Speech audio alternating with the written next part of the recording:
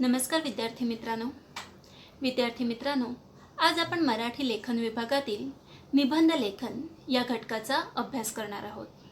निबंध या शब्दाचा अर्थ आपल्या मनातील विचारांची सुसंगत बांधणी किंवा मांडणी करणे.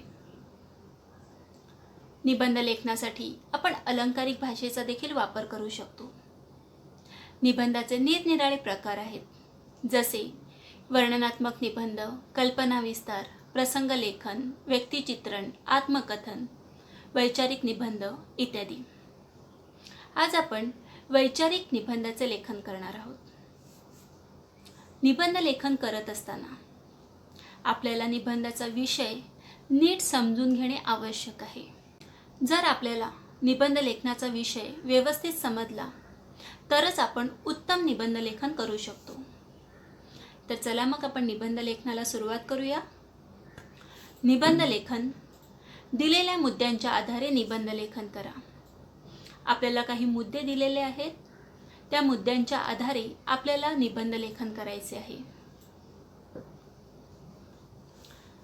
निबंधाचा विषय आहे पर्यावरणाचे महत्त्व. आपल्याला निबंधाचा इथे विषय दिलेला आहे पर्यावरणाचे महत्त्व. आणि हा निबंध लिहिण्यासाठी आपल्याला काही मुद्दे दिले आहेत. या मुद्द्यांचा आधार घेऊन आपल्याला निबंधाचे लेखन करायचे आहे. पहिला मुद्दा आहे नवनवीन समस्या. दुसरा मुद्दा वृक्षतोड. 3 विकासाचा ध्यास, पर्यावरणाचा ऱ्हास. 4 औद्योगिक प्रगती, प्रदूषण. आणि 5 जगभरची समस्या. आपण पुन्हा एकदा मुद्दे नीट समजून घेऊया. पहिला मुद्दा आहे नवनवीन समस्या. दुसरा मुद्दा आहे वृक्षतोड. तिसरा मुद्दा आहे विकासाचा ध्यास, पर्यावरणाचा ऱ्हास. चौथा मुद्दा आहे औद्योगिक प्रगती, प्रदूषण. आणि 5वा मुद्दा आहे जगभरची समस्या. आता आपल्याला या मुद्द्यांच्या आधारे पर्यावरणाचे महत्त्व या निबंधाचे लेखन करायचे आहे. बघा मुलांनो, कोणत्याही निबंधाचे लेखन करण्याआधी आपल्याला तो विषय नीट समजून घेणं आवश्यक आहे. दिलेल्या मुद्द्यांचा नीट विचार करणं आवश्यक आहे. आणि मग 2 मिनिटं शांतपणे विचार केल्यानंतर मगच आपण निबंध लेखनास सुरुवात करायची आहे. आता आपला विषय आहे पर्यावरणाचे महत्त्व. पर्यावरण म्हणजेच काय, तर सजीवांच्या अवतीभोवतीचा परिसर. या पर्यावरणामध्ये आपल्या परिसरातील विविध झाडे, प्राणी, पक्षी, त्याचबरोबर हवा, पाणी, जमीन, तापमान ह्या सर्वच घटकांचा समावेश होत असतो. प्रत्येक सजीवाच्या जीवनावर ह्या पर्यावरणाचा परिणाम होत असतो आणि म्हणूनच पर्यावरणामध्ये संतुलन असणे आवश्यक आहे. विद्यार्थी मित्रांनो, आज आपण पर्यावरणाचे महत्त्व ह्या विषयावर निबंध लेखन करणार आहोत. निबंध लेखनाला सुरुवात करण्याआधी आपण दिलेल्या मुद्द्यांचा नीट विचार करणार आहोत. आपला पहिला मुद्दा आहे नवनवीन समस्या. बघा मुलांनो, आजची परिस्थिती अशी आहे की उजाडणारा प्रत्येक दिवस हा काही ना काही समस्या घेऊनच उजाडत असतो. आज जगभरामध्ये अनेक समस्या निर्माण झालेल्या दिसतात. कुठे पाण्याची टंचाई आहे, तर कुठे ऑक्सिजनचा तुटवडा आहे, तर कुठे अतिशय तीव्र तापमानाची समस्या भेडसावत आहे. आणि ह्या समस्या निर्माण होण्याचं जे मुख्य कारण आहे ते कारण म्हणजे मनुष्य प्राणी.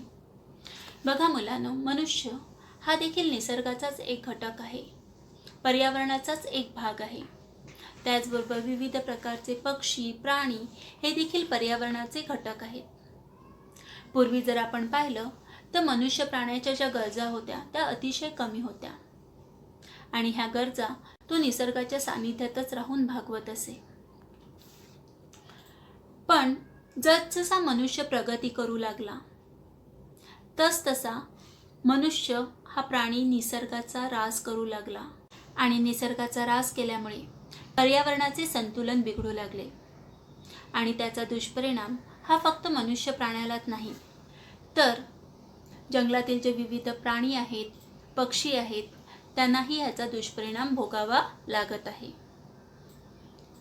बघा मुलांनो, आज लोकसंख्या ही प्रचंड प्रमाणात वाढत चालली आहे आणि ह्या वाढत्या लोकसंख्येच्या निवाऱ्याचा प्रश्न निर्माण झाला आहे आणि मनुष्य प्राणी आपली राहण्याची सोय करण्यासाठी मोठ्या प्रमाणावर जंगलेच्या जंगले नष्ट करू लागला आहे, मोठ्या प्रमाणावर वृक्षतोड करू लागला आहे आणि आज हिरव्यागार जंगलांची जागा ह्या सिमेंटच्या जंगलांनी घेतली आहे.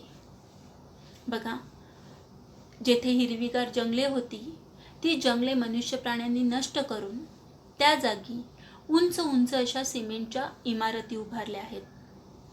आज आपण हे दृश्य पाहतो तर जिथे बघेल तिथे शहरांमध्ये आपल्याला उंच उंच सिमेंटच्या इमारती दिसून येतात आणि झाडांचं प्रमाण हे अतिशय कमी दिसून येतं आणि त्यामुळे देखील अनेक समस्या निर्माण झाल्या आहेत. पर्यावरणाचे संतुलन बिघडले आहे. मोठ्या प्रमाणावर वृक्षतोड केल्यामुळे ऑक्सिजनचा तुटवडा आपल्याला भासू लागला आहे. तर वृक्षतोड ह्या मुद्द्याअंतर्गत आपण वृक्षतोडीचे दुष्परिणाम लिहू शकतो. आपला तिसरा मुद्दा आहे विकासाचा ध्यास, पर्यावरणाचा ऱ्हास. मनुष्य प्राणी मोठ्या प्रमाणावर आपली प्रगती करत आहेत. वेगवेगळ्या वाहनांची निर्मिती करत आहेत, मोठमोठे महामार्ग बनवत आहेत. पण हे सर्व करत असताना, महामार्ग बनवत असताना मोठ्या प्रमाणावर वृक्षतोड केली जाते. त्याचबरोबर वेगवेगळ्या वाहनांची निर्मिती केली जात आहे आणि त्यामुळे हवेतील प्रदूषणाचे प्रमाण हे वाढत आहे. पर्यावरणाचा ऱ्हास होत आहे. पर्यावरणाचे संतुलन हे बिघडत चाललेले आहे. त्याचबरोबर औद्योगिक क्रांती आणि प्रदूषण. मनुष्य प्राण्याने औद्योगिक क्षेत्रामध्ये देखील मोठी क्रांती घडवून आणली आहे. मोठमोठे कारखाने, उद्योगधंद्यांची निर्मिती केली आहे. पण ह्या कारखान्यांमधून मोठ्या प्रमाणावर धूर, रासायनिक घटक हे बाहेर पडतात आणि हे सर्व घटक हवेत मिसळल्यामुळे मोठ्या प्रमाणावर हवेचे प्रदूषण आपल्याला दिसून येते. त्याचबरोबर ह्या मोठमोठ्या उद्योगधंद्यांमधून, कारखान्यांमधून जे रसायनयुक्त सांडपाणी आहे ते सांडपाणी नदी, समुद्र, नाले ह्यांच्यामध्ये सोडले जाते आणि त्यामुळे तेथील जे जीव आहेत, पाण्यात राहणारे जे सजीव आहेत त्यांच्या जीवास देखील धोका निर्माण झाला आहे. त्याचबरोबर आताची जी मोठी समस्या आहे ती म्हणजे प्लास्टिकची समस्या. मोठ्या प्रमाणावर मनुष्य प्राणी हा प्लॅस्टिक वापरत असल्याचं दिसून येतो. प्लॅस्टिकचा अतिरिक्त वापर करत असल्याचं दिसून येतं. पण हे जे प्लॅस्टिक आहे ह्या प्लॅस्टिकचं विघटन होत नाही. त्यामुळे जर आपण शहरामध्ये पाहिलं तर ठिकठिकाणी आपल्याला असे प्लॅस्टिकचे ढीग दिसून येतात. जर समुद्र, नदीचे पात्र आपण पाहिले तर तिथे देखील आपल्याला मोठ्या प्रमाणावर प्लॅस्टिक पिशव्या दिसून येत आहेत आणि ह्यामुळे पाण्यात राहणारे जे जीव आहेत त्यांच्या देखील जीवास धोका निर्माण झाला आहे. पृथ्वीवर ह्या प्लॅस्टिकचे प्रदूषण वाढत चालले आहे आणि ह्यामुळे देखील सर्व सजीवांना धोका निर्माण झाला आहे. म्हणजेच जरी औद्योगिक क्षेत्रामध्ये प्रगती होत असली, मनुष्य प्राणी आपला विकास करत असला तरीही काही गोष्टी ह्या पर्यावरणासाठी अतिशय घातक ठरत चाललेल्या आहेत. जगभरची समस्या ह्या मुद्द्याच्या आधारे आपण जगभरामध्ये कोणकोणत्या समस्या भेडसावत आहेत. उदाहरणार्थ पाण्याची कमतरता ही एक मोठी समस्या निर्माण झाली आहे. त्याचबरोबर ओझोन वायूचे प्रमाण कमी झाले आहे. अशा विविध ज्या जगाला समस्या भेडसावत आहेत त्या समस्या निर्माण होण्यामागची कारणं, त्याचे दुष्परिणाम हे देखील आपण आपल्या ह्या निबंधामध्ये लिहू शकतो. मग हे सर्व दुष्परिणाम लिहून झाल्यानंतर एक आपण नागरिक म्हणून, एक समाजाचा भाग म्हणून आपण पर्यावरणाचे संतुलन राखण्यासाठी काय काय करू शकतो, कोणती काळजी घेऊ शकतो, कोणत्या उपाययोजना करू शकतो ह्याविषयी देखील आपण आपल्या निबंधात लिहू शकतो. जर पर्यावरणाचं संतुलन आपल्याला राखायचं असेल तर मोठ्या प्रमाणावर आपल्याला काय केलं पाहिजे, वृक्ष लागवड केली पाहिजे. झाडे लावून ती जगवली पाहिजेत. त्याचबरोबर प्लॅस्टिकचा वापर हा शक्य तितका कमी करण्याचा प्रयत्न केला पाहिजे. पाण्याचा वापर हा जपून केला पाहिजे आणि आवश्यक तेवढाच केला पाहिजे. मग अशा उपाययोजना देखील आपण आपल्या निबंधात लिहू शकतो. आणि आपला निबंध हा अधिक प्रभावी होण्यासाठी आपण आपल्या निबंधामध्ये झाडे लावा, झाडे जगवा, वृक्षतोड करू नका, जीवन धोक्यात टाकू नका, अशा प्रकारची घोषवाक्य देखील लिहू शकतो. पण ही घोषवाक्ये फक्त निबंधामध्ये लिहायची नाही आहेत, तर ती आपल्याला प्रत्यक्ष अंमलात देखील आणायची आहेत. आज जगभरात अनेक संस्था या पर्यावरणाचे संतुलन राखण्यासाठी प्रयत्न करत आहेत, निसर्ग वाचवण्यासाठी प्रयत्न करत आहेत. आपणही ह्या समाजाचा, निसर्गाचा, पर्यावरणाचा एक घटक म्हणून पर्यावरणाच्या संरक्षणासाठी प्रयत्न करायचे आहेत. तर चला मग ह्या दिलेल्या मुद्द्यांच्या आधारे आता निबंध लेखन करायचे आहे. आपण निबंध लेखनात सुरुवात करूया. विषय आहे पर्यावरणाचे महत्त्व. दिलेल्या मुद्द्यांच्या आधारे आपण निबंध लेखन करणार आहोत. पहिला मुद्दा आहे नवनव्या समस्या. उगवणारा प्रत्येक दिवस मानवापुढे नवनव्या समस्या निर्माण करीत असतो. पण या 20व्या शतकाच्या अखेरीस पृथ्वीपुढे जी भयावह समस्या निर्माण झाली आहे, त्यामुळे हा पृथ्वीपुत्र हादरून गेला आहे. पृथ्वीपुत्र म्हणजेच मनुष्य प्राणी. मानवापुढे ही समस्या मानवानेच निर्माण केली आहे. त्यानेच आपल्या पृथ्वी मातेला संकटात ढकलले आहे. खरे पाहता मानव हे निसर्गाचेच अपत्य आहे. अपत्य म्हणजेच मूल. निसर्गाच्या कुशीतच मानव मोठा झाला. आपला विकास साधण्यासाठी त्याने याच निसर्गाचा आधार घेतला, आदर्श ठेवला. निसर्गातच त्याने आपले घरकुल निर्माण केले. उंच उंच आभाळाला जाऊन भिडणारी वृक्षराजी पाहून माणसाचे आकाशाकडे लक्ष गेले. आभाळात स्वच्छंद भरारी मारणाऱ्या विहंगाकडे पाहून मानवालाही आकाशात विहार करावासा वाटला. विहंग म्हणजे पक्षी. बघा मुलांनो, हा जो शब्द आहे हा शब्द मारणारे आहे. हा य ला जोडलेला असला पाहिजे, पण मराठी टायपिंगमध्ये थोडा प्रॉब्लेम येत असल्यामुळे हा अशा पद्धतीने लिहिलेला आहे. हा य ला जोडलेला लिहिणं आवश्यक आहे. निसर्गाबरोबर सुखात रमलेल्या या माणसाच्या स्वार्थी वृत्तीला पंख फुटले. स्वतःच्या बुद्धिमत्तेचा गर्व झालेला हा माणूस दूरदृष्टी न ठेवता भोवतालच्या निसर्गाचा नाश करू लागला आणि त्यामुळे पर्यावरणाचा समतोल बिघडला.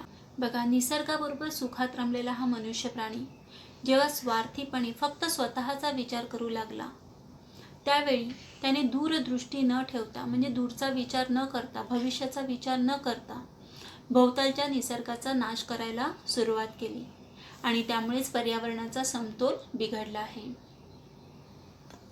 माणसाने आपल्या बुद्धिमत्तेने औद्योगिक क्षेत्रात खूप प्रगती साधली आहे. स्वतःच्या यशाने उद्दाम झालेल्या माणसाने कारखान्यांमुळे निर्माण होणाऱ्या प्रदूषणाचा विचार केला नाही. उद्दाम म्हणजे गर्विष्ठ. स्वतःच्या यशाने हुरळून गेल्यामुळे, गर्विष्ठ झाल्यामुळे माणसाने कारखान्यांमुळे निर्माण होणाऱ्या प्रदूषणाचा देखील विचार केला नाही आणि त्यामुळेच भोवतालचे वातावरण दूषित झाले. कारखान्यातील दूषित पाणी नदी, नाले, सागर यात सोडून दिल्यामुळे सर्वच पाणी खराब होऊ लागले. लोकसंख्या अतोनात वाढल्यामुळे माणूस स्वच्छ हवेला वंचित झाला. माणसाने निर्माण केलेल्या आणि उपभोगलेल्या विविध वस्तूंचा कचरा इतका वाढला की सुंदर वसुंधरा दूषित झाली. वसुंधरा म्हणजेच आपली पृथ्वी. स्वतःसाठी उंच इमारती उभारण्यासाठी माणसाने प्रचंड वृक्षतोड केली. निसर्गाने दिलेल्या पाण्याचा प्रचंड अपव्यय केला. माणसाला उपलब्ध असलेली निसर्ग संपत्ती आता हळूहळू संपू लागली आहे. पृथ्वीवरील उष्णता वाढली, पावसाचे प्रमाण घटू लागले, ओझोन वायूचे वातावरणातील प्रमाण घटू लागले म्हणजेच कमी होऊ लागले. हवा, पाणी आणि जमीन यांवरील प्रदूषण वाढले, तेव्हा माणूस खडबडून जागा झाला व त्याने वसुधा वाचवा ही आरोळी फोडली. वसुधा म्हणजेच आपली पृथ्वी. पर्यावरणावरील हे संकट विशिष्ट देशापुरतेच मर्यादित नाही, कारण पर्यावरण हे सर्वांचे आहे. हे जे पर्यावरण असंतुलनाचे जे संकट आहे हे फक्त एखाद्या विशिष्ट देशापुरतेच मर्यादित नाही, तर पर्यावरणाच्या असंतुलनाचा परिणाम हा संपूर्ण जगाला भोगावा लागत आहे. सर्वांना सारखे दुःखे सोसावी लागत आहेत हे जाणवले तेव्हा 1972 साली संयुक्त राष्ट्रांची मानवी पर्यावरण विषयक परिषद स्टॉकहोम येथे भरली व 1992 मध्ये ब्राझीलमधील रिओ दी जानेरो येथे जगातील सारी राष्ट्रे वसुधा वाचवण्याचा विचार करण्यासाठी एकत्र आली. हेही नसे थोडके. बघा, ज्यावेळी सर्व जगाला पर्यावरणाचे महत्त्व कळू लागले त्यावेळी जगातील सारी राष्ट्रे आपली पृथ्वी वाचवण्याचा विचार करण्यासाठी एकत्र आली, आणि हेही काही कमी नाही आहे.